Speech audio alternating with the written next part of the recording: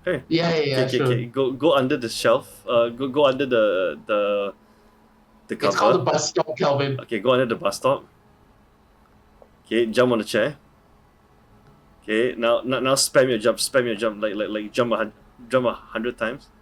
Keep jumping. Keep jumping. Okay, now come on. What the fuck? What the shit? And he's gone, guys. He's gone. And how do I? Oh shit! Oh fuck!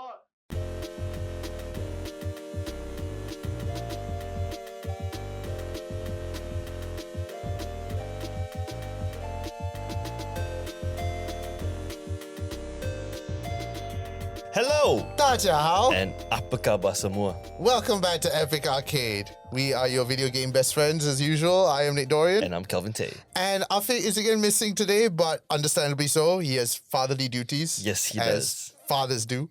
Yes, he does. And we are going to be talking about a game that fathers probably should not play in front of their kids. In front of the kids, yeah, but behind behind the camera? closed doors, yes, definitely a game that we are excited. At least I am excited about. It's Schedule 1. If you haven't heard about Schedule 1, I see a lot of YouTube gamers playing it. It's a very popular topic at the moment, and I didn't know much about it until I saw like just a thumbnail of it, of the cover, and I was like, this looks interesting. It looks like a Snoop Dogg type character, and like there's drugs. And then you said, let's play it, and I digged even further and went, you know what? Let's go for it. Let's go for it. Yeah. Now, what we're going to talk about is one, our single player experiences, and then we did a double player experience because I mean, Afiq joined, but then like he had trouble with his keyboard and stuff like that, and his camera and everything else. So he a lot of technical issues. He stood there looking like a stoner most of the time, which was fitting. But playing Schedule 1 as a single player, I thought it was great. Like, honestly, it's not the most polished game in the world. It looks like something made from Unity, but at the same time, I would put this as a lo-fi GTA experience. Yeah, a little bit. Right. A little bit. It's surprisingly addictive. Time consuming because you gotta grow the weed, pack the weed, and all that stuff. So playing it, I'm like, wow, being a drug dealer quite stressor. Quite tiring, time consuming. On the back of the box, Schedule 1 is, and I'm going to read here, from a small-time dope pusher to kingpin, manufacture and distribute a range of drugs throughout the grungy city of Highland Point. Expand your empire with properties, businesses, and employees, and more.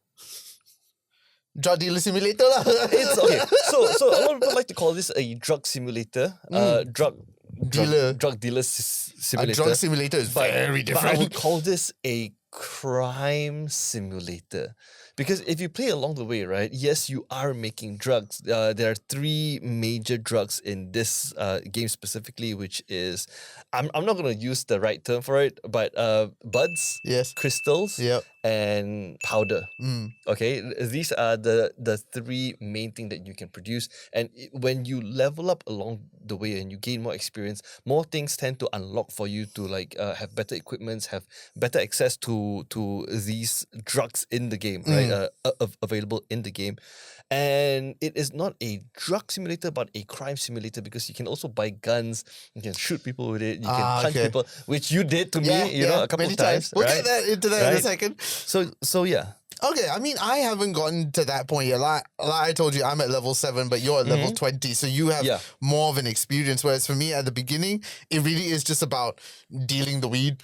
That was about it, packing it, growing it, and all that stuff. And after a while, maybe I just need to keep going, but after a while, I did find it to be a bit tedious. It is tedious. Because I kept doing the repetitive thing of just like, putting the soil, putting the seed, putting the water, growing, packing, delivering, and rinse and repeat. Because the mini game in game is fun until it's not fun, right? Like when you first start off with the game, you only have access to buds, right? The greens. And in order for you to actually grow the greens, you literally have to pot it. You have to open the soil bag. You pour Yeah. the soil in, and then you water it with the watering can, and then it's like a mini game. And you gotta sit there and wait for it to grow. Right? And then in the meantime, in the early stages of it, it's very mundane because you're just gonna wait, and then you're like, okay, yeah, it's time to sell, right? But the level I'm at now, you can later on hire people to actually do all these little chores for you, which unlocks a lot of possibilities for you to go let people sample the stuff that you grow or you make. Oh, okay. Yeah, you Yeah. see, I'm waiting to get to that Yep. point, and it feels very similar. I think maybe that's why I have an issue with it, because it feels very similar to what I'm doing in real life. Okay. I have a company, everything is very tedious, Yep. and I'm waiting for the moment that Yep. I can hire more people so it becomes easier. Why am I playing my own work in a game?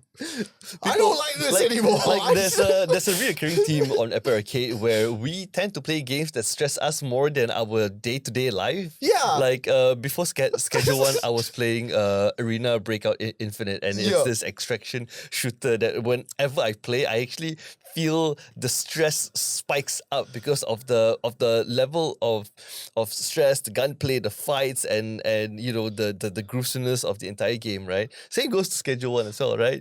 Your 9 to 5 is you and Clapper Corn. Yeah. And then your 5 to 9 is your fictional your drug dealer. fictional virtual drug empire. You see, I only made this revelation. It's making the game very depressing for me right now.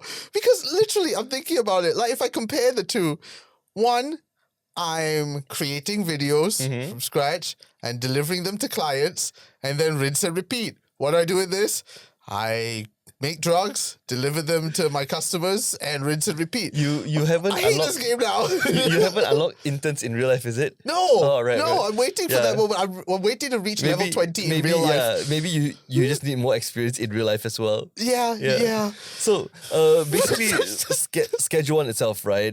This game has a lot to be unpacked, right? Because throughout the game, you can manufacture drugs, you can then distribute the drugs, you can expand your empire, which is, I believe when we played, we were in a motel room. Yes. But eventually, you can make more money to unlock buildings like Like right now, my solo level, I'm above the Chinese the takeout shop, it's laundry called, or whatnot. It's called the sweat house. Sweat house, yes. Sweatshop, right? I'm at the level now where I already have a barn, which Wow. which gives you like a lot of playroom to actually build more of your stuff as well, right? And then once you expand, you can then also fight because you can buy guns, and then it becomes like an entire GTA level as well. See, that's the level I want to get at. Right now, I'm just punching people. Yeah, because when I first encountered this game, it was random TikTok videos of people like just planting buds and stuff like that, and I was like, "What is this game?" Right? And I did a bit of research just to find out it's a crime simulator called Schedule 1, and like we mentioned in the intro of the episode, you just try your best to squeeze the people of Highland Point out of their every dime to buy the products that you manufacture. And okay, another thing that I do have an issue with, I have a lot of issues. Like, I love the game. It's a lot of fun. But the other issue that I have is, hey, why not cashless lah? Like, make this a cashless society lah. It's so fucking frustrating that some places, you need cash. You have to understand. Why? Right? Malaysia is very advanced to the point that we can QR everything, even a ikat tepi teh tarik. Yes. Right. But some other countries is not that advanced yet, so they don't have QR. Hey, get with the times, Right. man. Like, it's so much easier. Like, Yeah.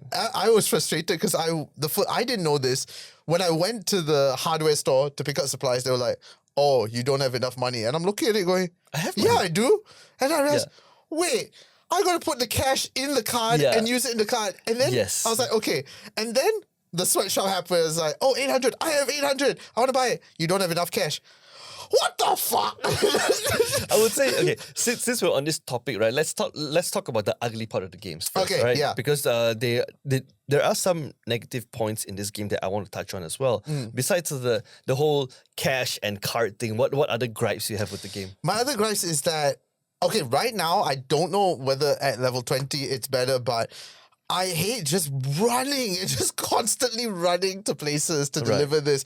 It's a lot of just, Oh, great! After what? It feels like Red Dead Redemption. Okay. Whereas if I would had a say- vehicle, I would say it gets better because I already have vehicles. okay, Right? And I bought this van that has, if I'm not mistaken, 20 item slots in there. So Okay. you can drive around, you can buy the raw ingredients, you put it in the van, and then you drive back to base. okay. Yeah. If that's the case, then my issue it doesn't matter It's anymore. it's a very early level issue, I would say. yeah. Okay, but how am I level 7? At least, well, to be fair, I got a skateboard now, so now I can use that. Skateboard is a great mode of transport, I just want to say. Yeah, I know. But I'm just like, I would love to have a car or a bike or something. Maybe because I've been playing Watch Dogs Legion as well. Okay. So like, I'm used to, using that to travel instead of just walking and running and like, hurry up. I would say in the beginning stages of the game, walking. I mean, if you watch me play, I'm just jumping around because Yeah, it's pretty so much. it's so much faster, right? It's Yeah. so much faster and less annoying.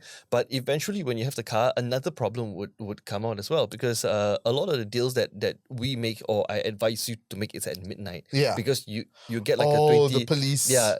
You get a 20% bonus for dealing after the curfew. Yeah. Right? The downside with that is like if you have a car, you cannot access a lot of major places because of the police roadblocks. But at night. again, that one to me is easily resolved. Whereas in the daytime, I can use the car. Then at Yes. night, I just walk. Yes. Right now, it's 24 hours. I'm just walking. I'm like, yeah, I mean you'll get used to it. Yeah. One of my biggest gripes in this game is definitely the management part of it. Okay. Because I have this is a personal thing. It's not the game's fault. Okay. It's a lot of R&D, a lot of experiment. When you move from the motel to the sweatshop, to the sweatshop to the bungalow, to the bungalow to the barn, you have bigger and bigger and bigger space, right? Which brings the question of what strain of buds and crystals can I make to maximize the value of it? Yeah. Then comes the problem of what ingredients do I mix, right? Then comes the problem of, is this a good strain? So you have to buy a lot of random ingredients. This is if you purely don't watch any guides or tutorials online and you just want to experience it all firsthand. Do I mix the donut first? Do I mix the cup first? Do I mix the berries first? And then Yeah. eventually there's also horse baby water.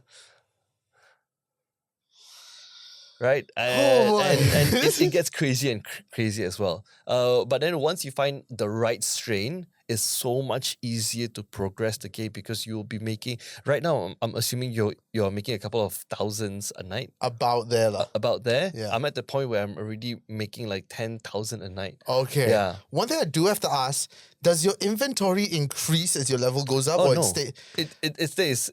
That's why you You see, stack. that becomes the irritating part if I'm starting to deal with 3 different types of stuff. The goal is not to deal with like 3 different stuff. You just find 1 or 2 things that you can sell for the lowest cost and the highest profit. Okay. Yes. Oh, yeah, because you can choose what to sell and whatnot and the store menu and whatnot. Exactly. That's another gripe that I have. I have a cell phone. Okay. What the hell does this Uncle Nelson or whatever keep say? Oh, I'm calling you on the payphone. Yeah, and like And random payphones as well. And I'm like, I have to travel to a payphone to Yeah. answer the call. I'm like, call me on my phone, you bitch. Like, it's there for a reason. Because at first I was like, why do we have cell phones? I'm like, wait, we're getting the orders through text. What the fuck do I need to go to a payphone to answer your call? The other gripe I have with this game is basically the cops in the game because the AI functionality for this game is not 100% polished because this is still an early access game, and I understand that this is developed by TVGS, a guy named Tyler's Video Game Studio. It's an independent video game studio located in Sydney, Australia. Okay. It's one guy. His name is Tyler, and he created this entire game himself. I mean, that is impressive Yeah. for him to come up with this game. Like I said, it's not entirely polished, but to me, that doesn't matter. It's a lot of fun to play with. Definitely. And it adds that sort of, what's the word for it? Not value, but it adds to the, not enticing. Sorry, I'm just trying to find that word a second. Give me a sec, audience. It's English. It's very difficult language. It's very nice to look at. It's very encouraging. It's very nostalgic. it's just something that you know you're gonna go in and have a good time with. May it be stressful a little bit, but it's still a lot of fun. I would say this game has a very low learning curve in the sense where you just jump in and you already know what to do. Because Yeah. unless you're hiding under a rock, you probably have heard of Schedule 1. You probably have seen people promote this game on social media and even YouTube, for example, right? This game, you go in, the tutorials are very, very straightforward.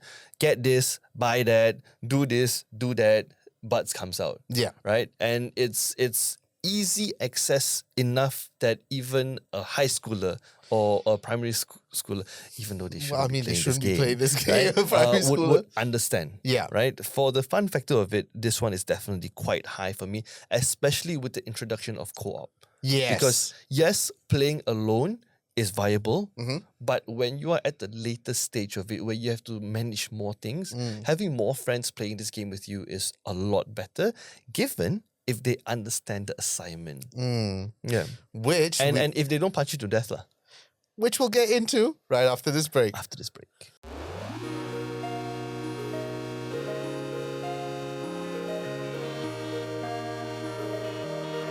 Now, one thing great about Schedule 1 is not only can you play it solo, but you can play it with friends as well. And I think maximum of four Player per right? game, yeah. Four Yeah. player. Now, I want to ask this question. Before we get into it, I just want to double check. Could you continue your game with me, or we have to start a new game as a multiplayer, then from then on continue that game? Like, say you're at level 20, I'm at level 7. Yes, you can join me. I can send you an invite. You can join me. Okay. But then that brings the learning curve a bit steeper because there are a lot of equipments later on. Like you were complaining to me that you find it damn fun for you to slot the bags one by one, right? Yeah. Eventually, there will be a automated machine where Okay. you still have to slot it, Yeah. but instead of dragging it, it's just a press of a button or a couple of buttons. Okay. Yeah. So, yes, we played it multiplayer. Yep.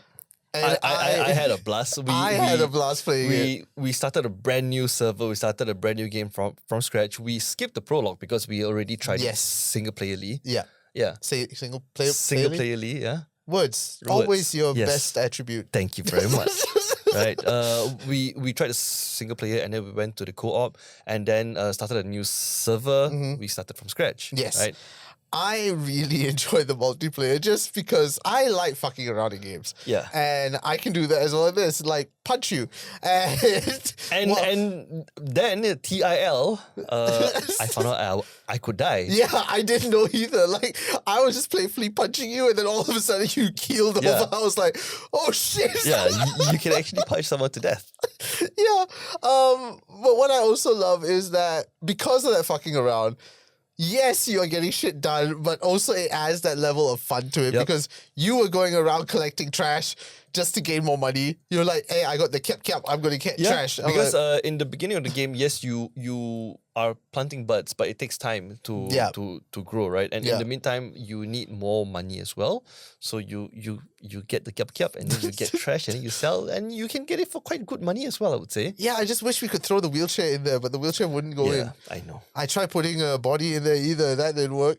Yep. Because I didn't tell you this, but that because I'm so used sometimes to like instead of pressing E, I just press my mouse. Right. Some games do that, and so like when I had to hand over the sweatshop lady the cash, You I punched punched her. her. Yeah. No, I couldn't that as well because you can hire dealers later on in the game as well. And I wanted to pass my dealers some of the made products that I've did. Yeah. And I accidentally clicked left click and I punched him. Yeah. And he took out a knife and he killed me as well. And I was like, bro, what the hell? because yes. When you have the inventory in your hand, if you press that button, you can pass it to them. But if you don't have anything in your hand, it's an automatic punch. Yeah. And yeah, sorry, after I punched her, she chased after me, and I didn't know what to do because I'm like, shit, I need the shop. Like, what am I supposed to? I was running, and she chased after me. I'm like, you know what? I will punch you. Ah, shit. This is the first time I thought I killed somebody. So she's lying on the ground, and I'm like, With like stars around her head as yeah. well. And I'm like, shit, can I get this sweatshop now? No, I can't. Oh, shit. And then I realized, oh, she's just sleeping. Perhaps when we sleep, it'll... Yeah, reset. So I decided, you know what? what if I try throwing her in the bin? Like, will it reset my her? God, like, oh my god. Yeah, it didn't Yeah, work. it didn't work. So talking about the multiplayer, I did play with a couple of my friends as well, and we play a full 4-player squad, right? Ah. And the experience there was actually quite fun in a sense where everyone has their own task.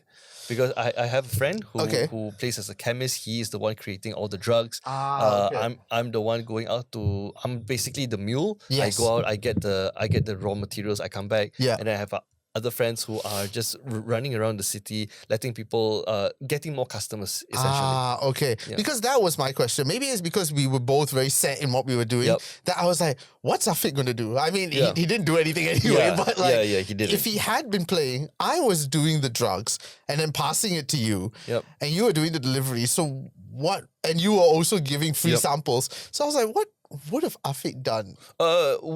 In situations like that, what he could have done is he could be the one giving out free samples to people. He could Yeah. also sell to other people, getting them into the contact list. Yeah. Okay. Because for me, I feel like also when I was playing it with you, I'm like, oh, this is just a less stressful Overcooked. Huh? Yeah. Yeah. We need to make something. We need to give it to the customer in Yep, time. yep. Yeah, it really is Overcooked, but just less fighting and more just punching your face. I'll say overallly, this game is actually quite fun. Words, man.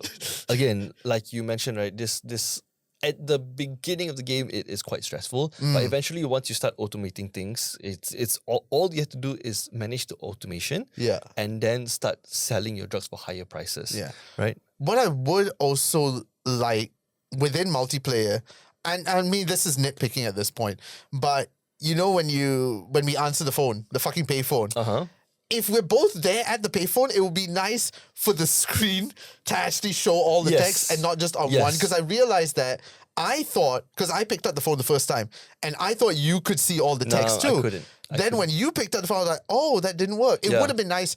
I get it. If That I'm you- trying to make the drugs and you're at a payphone, I don't need it. That you progress together. Yes. But in that sense, I'm like, if we're together nearby the phone, surely there's some way. Again, it's an independent guy, so I don't expect him to Yep. make all these things. But if there was a way, that would be really helpful within multiplayer.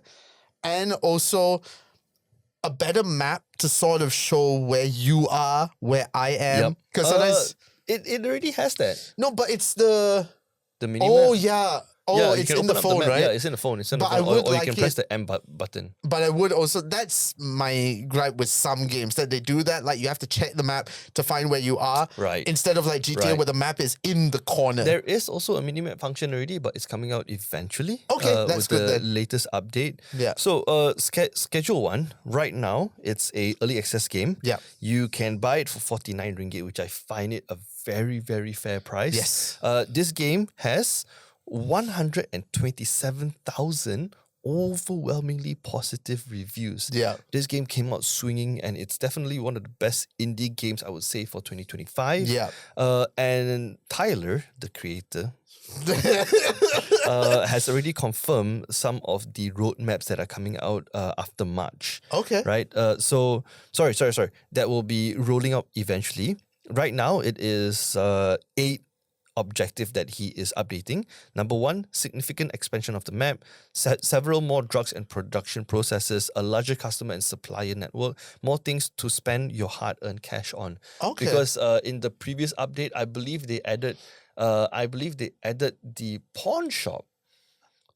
Porn, P-A-W-N, Yeah, not P-O-R-N. W-N, the pawn shop, and also included a sales guy selling you quote-unquote fancy stuff. Okay. So at the very beginning of the game, you cannot sell stuff because you will eventually run into a problem where you have more equipments that you cannot use, and all you can do is either, number 1, put them on a shelf, Yeah. and number 2, discard them, which is quite sayang because it's hard-earned money, Yeah, right? yeah. Now with the pawn shop, you can actually go and sell your stuff, sell your equipments there. Okay. Right? Okay, that makes sense. And the fancy stuff update actually included things like you can buy a golden toilet, for example. You can buy gold chains, for example. You can buy more fancy gold stuff. right? Which is a bit ridiculous because it's hard-earned money. I would rather use that money to upgrade, Yeah. you know, my farms. The other updates that they have in the roadmap is Steam Deck support, Of course. fixing bugs like inconsistency in employee tasks, minimizing save data corruption with Steam Cloud Save, minimizing multiplayer loading and connection issues, Okay. which is definitely welcoming. I mean, I'm looking forward to these updates, and I'm looking forward to see where this game is going to go like a year from now. Yep, definitely. It's going to keep updating. It's going to get better and better. So I'd like to see where it's going to head to, because if this is the start of it, I am super excited to see this journey. Now, last question I'm going to ask. If you're given a choice between just playing single player and playing multiplayer, right? Hands down multiplayer. Yeah, I think multiplayer feels more community and feels like, you know, everyone has a task to do instead of trying to do everything yourself. Yeah. I mentioned multiplayer mainly because I'm at the stage where it's becoming mundane, trying to manage everything by yourself. But if you have experienced friends that are playing this with you, it's definitely going to be a better experience. Because there are a lot of things to manage. Just like my actual career. Just like your actual career, yeah. So I'm waiting to go from solo player to multiplayer. So you know, one day it will happen. This is your 5 to 9 virtual drug empire. Yes. Yeah. So if you haven't already, go check out Schedule 1. It's on Steam. Is it on Xbox and PlayStation? No, right now it's just on Steam. Right now it's just on Steam Deck. No, not yet. So it literally is it's just on Steam. Steam PC, yes. It's just on Steam PC. If you have a PC or have one that run... Actually, I don't even think you need it to run very well to run this game. Yep. But it's only 49 ringgit. Go and play it. It's a hell of a lot of fun. You will enjoy yourself. You'll get stressed out, but you will have a lot of fun, and play it with your friends. Because it becomes such a riot of an experience when you play it with your friends. Putting into account that this game was developed by one person, and also with the factor of it being 49 ringgit, right now I give this game a solid 9.5. Same. A solid 9.5. Yeah, same. Like, my only issue is the running, but that gets solved later on. And that's just the tediousness of it, which gets better later on. Yep. So it feels like all my problems get answered. Yep. This game is definitely fascinating. It's definitely a good time, and I am excited to revisit this again in perhaps a year's time. Okay. Yeah. Now, last thing, Kelvin doesn't know I'm going to ask this, so we did record a video of us playing it. Okay. Will clips of that video be out? Yes, definitely. There we go. So you'll get to see us play it as well.